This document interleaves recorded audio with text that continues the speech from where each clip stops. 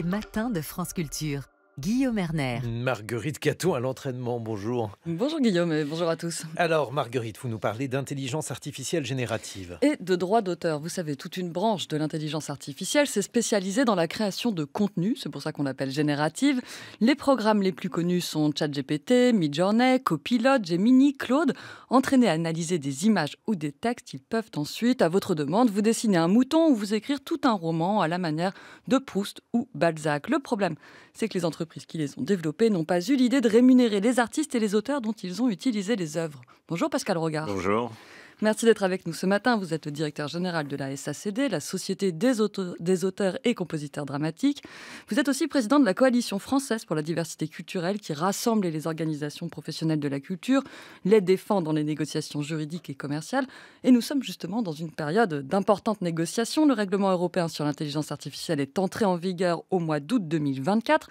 Il doit être pleinement appliqué à partir d'août 2026. Dans l'intervalle, on réfléchit, on discute à sa mise en pratique, ce qui ne se fait pas sans tiraillement, et on va en parler. D'abord d'un mot, Pascal Regard, le sommet de l'IA qui se tient ces jours-ci, est-ce que c'est un moment important pour vous, pour la culture en général? Est-ce que vous en attendez quelque chose? On en attend que la France, enfin, je dirais enfin, défende ses valeurs, c'est-à-dire le droit d'auteur. Il faut quand même rappeler que c'est la France, c'est notre pays, c'est Beaumarchais qui a créé la SACD, qui a inventé le droit d'auteur. Et donc la France, qui a toujours été grand défenseur du droit d'auteur, notamment dans la directive de 2019, où le président de la République s'était mobilisé, ce qui nous avait permis de résister à un assaut très très fort des GAFA qui voulaient affaiblir le droit d'auteur.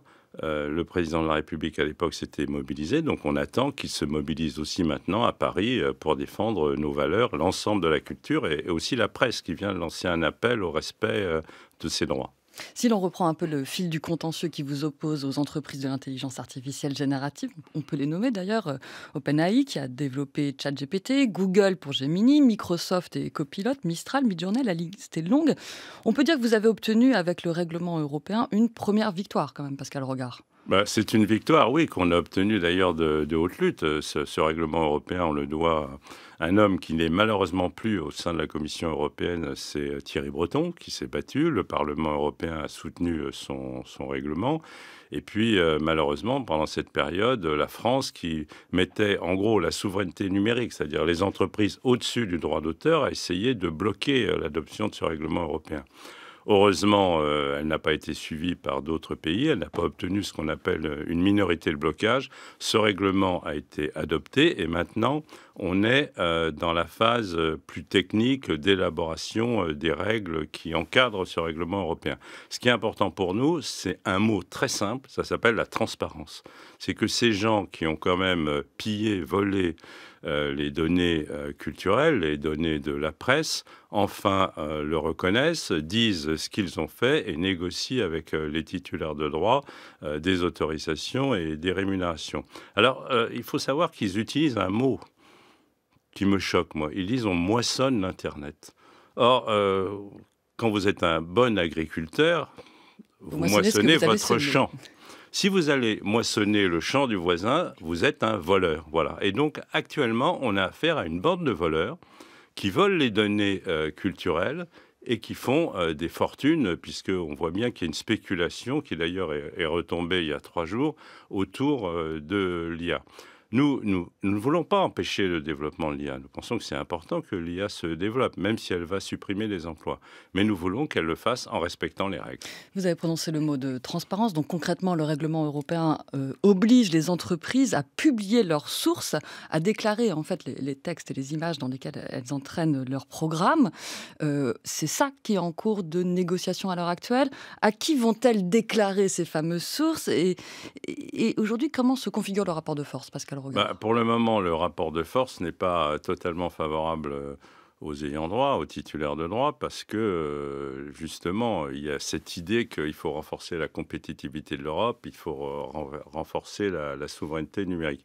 et les versions du code qui doit mettre en œuvre le règlement européen, à chaque fois, sont un peu moins favorables. Par exemple, récemment, on a appris qu'il y avait une sorte de volonté d'exonérer de leurs obligations les PME. On oppose à chaque fois sur l'obligation de transmettre les données le secret des affaires. Or, ça n'a rien à voir avec le secret des affaires. Nous, on ne cherche pas à connaître les algorithmes selon lesquels fonctionnent tous ces systèmes d'entraînement. Donc, je pense qu'il faut revenir à la règle normale, c'est-à-dire à l'autorisation que l'on peut donner assez facilement en ce qui nous concerne, parce que nous, on représente, par exemple, 60 000 auteurs, les autres sociétés d'auteurs aussi, donc c'est regroupé. Il ne s'agit pas de s'adresser à chaque individu.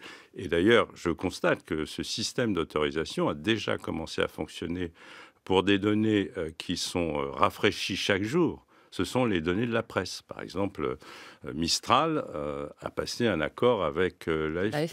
Le Monde avec OpenAI. Le Monde avec OpenAI. Il y a des accords qui ont été passés il y a plus longtemps en Allemagne avec la presse allemande. Donc, je pense qu'on peut parfaitement faire fonctionner le cadre normal du droit d'auteur. Le cadre normal, c'est vous utilisez des répertoires, des œuvres, et vous demandez les autorisations et vous versez une rémunération. Concrètement, quand vous allez voir, vous, les patrons de ces grands groupes, qu'est-ce qu'ils vous disent? Il est difficile de les voir.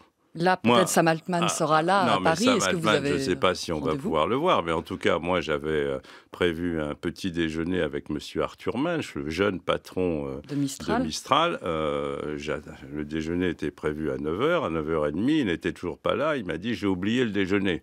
On fixe un nouveau rendez-vous une semaine après, et la veille, il annule. Donc, il n'y a pas une volonté de ces gens-là de dialoguer avec nous. Et ce que j'attends du gouvernement, c'est que clairement, ils disent à ces entreprises, vous devez respecter la règle, vous devez négocier, et que même ils organisent une concertation pour que les négociations commencent, et qu'en France, qui est quand même la terre du droit d'auteur, enfin on le respecte. Si on était un peu optimiste, Pascal Rogard, une fois que les concertations auront eu lieu, que les entreprises se plieront à la règle de droit, on pourrait penser que l'intelligence artificielle générative serait une chance finalement pour des artistes, parce que jamais autant d'œuvres n'auront été exploitées en même temps. Ça pourrait devenir une réelle source de revenus, à votre avis?